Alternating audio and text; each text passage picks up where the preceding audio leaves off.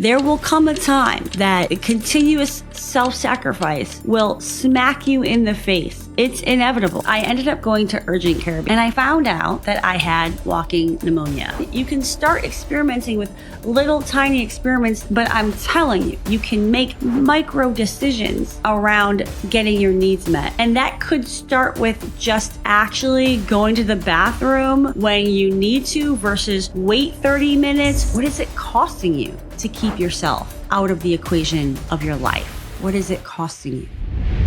Hello and welcome to the Unlock Lab. I'm so glad you're here today. I'm Tosca, the founder of Tosca Coaching and Consulting, and I help organizations, teams, and individuals with human skills development. Human skills are the ability to deeply look at yourself, understand your patterns and your habits so that you can understand what needs to shift in order for you to reach your goals. If you want to learn more about how I can support you in unlocking potential in 2026, then visit me at CoachTosca.com. That's Coach Tosca.com.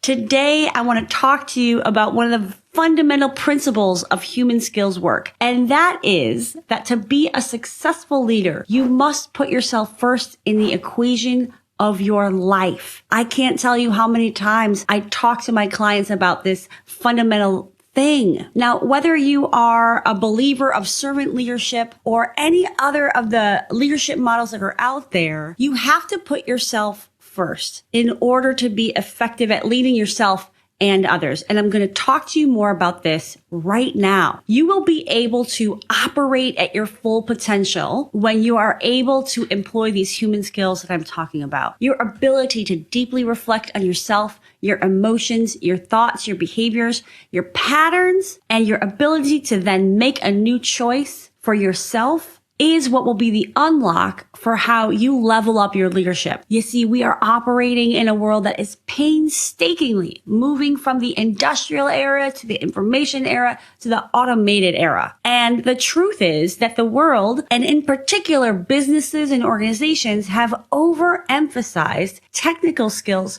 for so long that the human skills have become out of balance. And so what I want to talk to you about today as it relates to human skills may sound counterintuitive because at the end of the day, human skills are about being able to have a healthy relationship with yourself first, but ultimately with others, because connection is one of the deepest, most human needs we can identify. And when we can find deeper connection with ourselves and with others, everything can change. If you want to have this for yourself, to be at more peace with yourself and a more effective leader, then know this.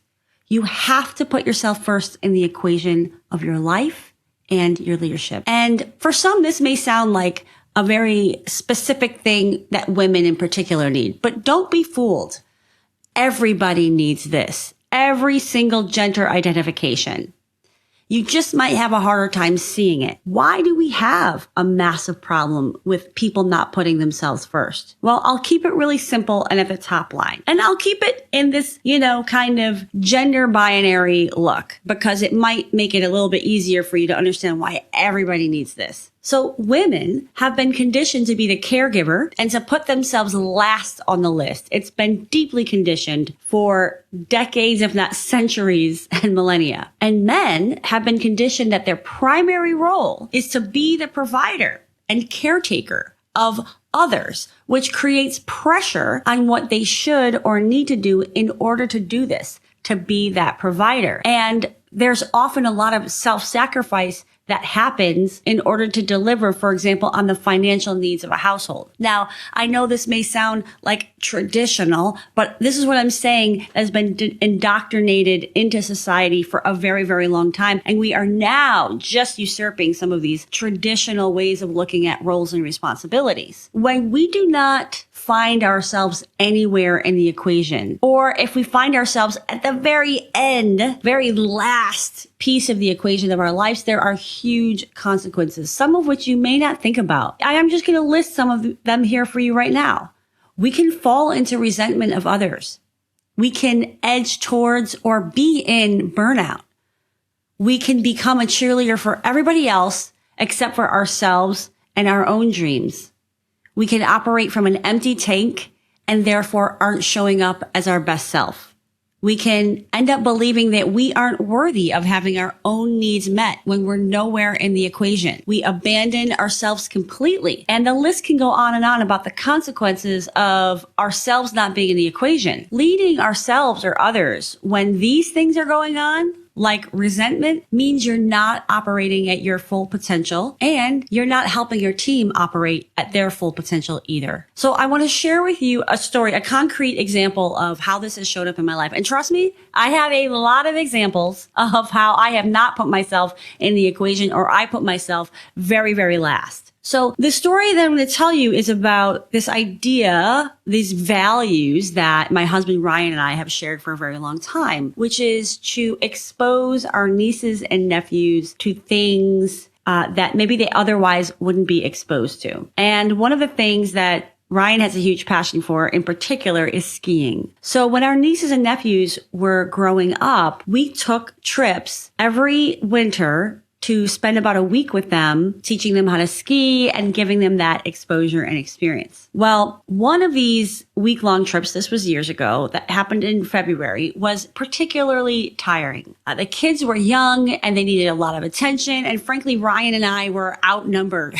from kids to adults on the slopes. And we were, going out for, it was maybe the third or fourth day in a row. And I was really tired. I was exhausted. I really didn't feel like doing it. But Ryan was really pushing me because he needed help because, for kids, for example, learning how to ski with one adult, that's a challenge. I'll be honest, right? And while I did give a little pushback in the moment, Ryan needed help and I quickly gave in. So I ended up going on the slopes that day. However, I was completely wiped out afterwards. And just a few days later, with resistance, I ended up going to urgent care because I wanted to make sure it wasn't the flu and that I wasn't contagious. And I found out that I had walking pneumonia. And anytime I get sick, anytime you get sick, nobody wants to be sick. And for me, because I am a diabetic, recovery tends to be just a little bit more challenging. So I was just really feeling like crap. Now, if I put myself in the equation of my life, I would have honored that I had nothing left to give and we would need to change the plans with the kids. Because let's be honest, there were alternative options. We could choose not to go. We could put them in ski school. We could maybe not take all of them. Maybe Ryan would just take 2 and 2 would have to stay behind. Whatever. There were options. But I felt like I had to say yes because of my commitment and because I felt bad leaving Ryan to his own. And at this point in my life, I hadn't built up the muscle to fully and truly honor my body and be in acceptance that my stamina for skiing was not the same as Ryan's. Like, I just don't tolerate the cold as well as he does. So this particular situation, I was upset with Ryan because he didn't really stop and, do the things to make sure that, maybe to make sure that I was actually okay enough to go out. But really, I was more mad at myself for putting myself in that situation where I ended up getting really sick. This example has very clear consequences, right? Which can be seen on a very short time horizon. I overdid it. I didn't really honor my needs and what I was capable of. And I was very quickly sick as a result of making that choice. But there's a lot of examples that are these little tiny choices that we make. And over time, over decades, perhaps, we don't see what we're really doing to ourselves. And I think that this is why so many of my clients get into these deep patterns of not putting themselves first because it's just been cut after cut after cut and they stop seeing what they're doing to themselves. They can't really see that things could be so much better if they shifted the way that they approached life. So for some of my clients, and it's certainly been true in my own journey, the work of putting yourself first comes with incredible resistance. Because like I mentioned, there's a lot of conditioning. There's societal conditioning. There's cultural conditioning. There's conditioning from your own family and friend and environment unit. And sometimes, in fact, there's so much resistance to putting yourself in the equation that the only way I can help my clients to make a micro step forward is to invite them to do so in service of someone they care deeply about. And the reason why I do this is because eventually I know that they will shift to honoring that they want this for themselves. But sometimes the resistance is so big that I have to help them see that by you putting yourself first, you're also going to be of service to those you care about. So even in this moment, you can really sit with and think, oh, what are the benefits of those around me, of those that I lead, of perhaps my family and friends? What are the benefits if I take care of myself first and foremost, if I fill my cup first, if I honor my own needs? And that's just one question that you can ask yourself if you are identifying with this idea of, oh my gosh, like I'm really not putting myself in the equation. You can also ask yourself, what is it costing you to keep yourself out of the equation of your life? What is it costing you? And another question is, what hit are you getting by not putting yourself first? And how does this not serve you in the long run? You see, because we often make these short-term decisions for the comfort in the moment, the instant gratification. So for example, it might be, well, I'm just going to say yes to this thing because I feel guilty, or I don't want to have an argument, or whatever the case might be. But then what happens is over time, we're not actually moving the needle on showing up as the best version of ourselves because we keep prioritizing this instant gratification and this delay of the discomfort of holding a boundary, for example, so that you can put yourself first. Then you might be asking yourself, well, what changes if I put myself in the equation first? Because it's going to be a lot of work. There's a lot of discomfort. I'm going to piss off a lot of people. So what are the benefits? Well, I'll tell you what the benefits are. First of all, by honoring yourself and taking actions to get your needs met, you are actually more easily and more readily available to honor others and their needs because you're not in resentment that your needs aren't getting met. And it becomes easier to see that there is no finite pie, right? That everybody can actually get what they need. Everybody can win in the game of life. It's not a winners and losers situation. The second benefit of putting yourself first in the equation is that you have more capacity and patience to be of service because you are actually serving from an overflowing cup versus serving from a depleted cup. You're going to deplete much sooner and you're not going to have enough reserves for yourself. The third benefit of putting yourself first in the equation is that you become more confident when you stand up for yourself and your needs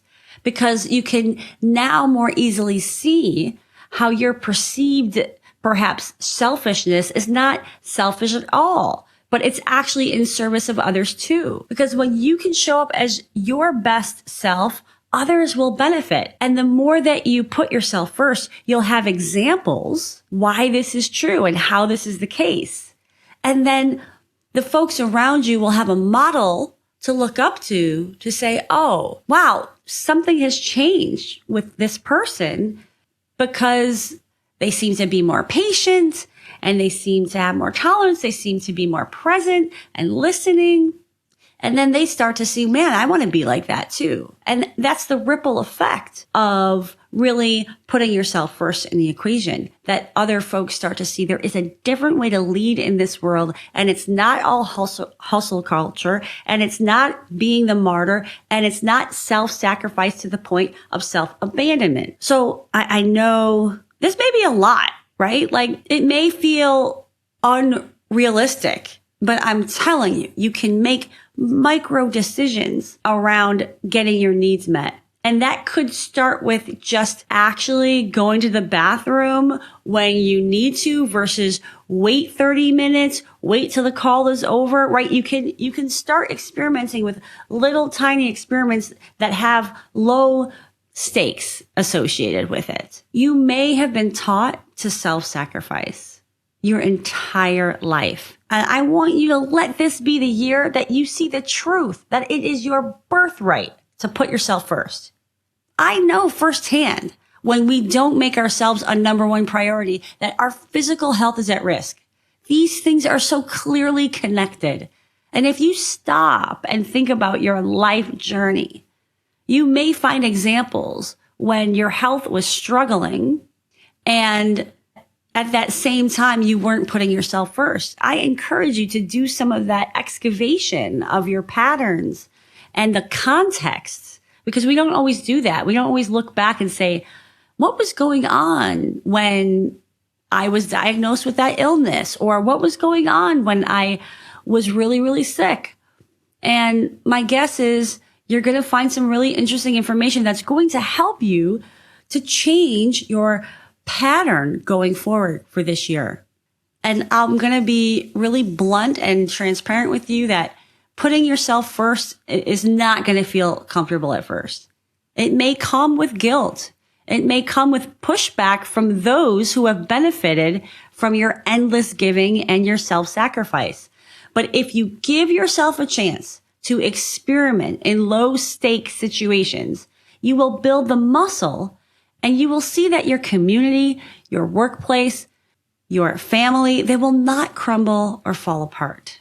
Putting yourself first is the first step in human skills development because you are recognizing your needs. And your needs are very human, valid, and important. Meeting your needs first and foremost will enable you to be the caring, giving person you know yourself to be over the long term of your life and your career, and not just in the short term, because there will come a time that continuous self-sacrifice will smack you in the face. It's inevitable. So doing so now will prevent that kind of gobsmack situation, which nobody wants. Nobody wants to be surprised and smacked in the face. I mean, I don't, it's not my thing. A lot of what I've been sharing with you is not only about you serving yourself, but it is about being of service as a leader. And one of the biggest challenges that we're facing in our workplaces right now is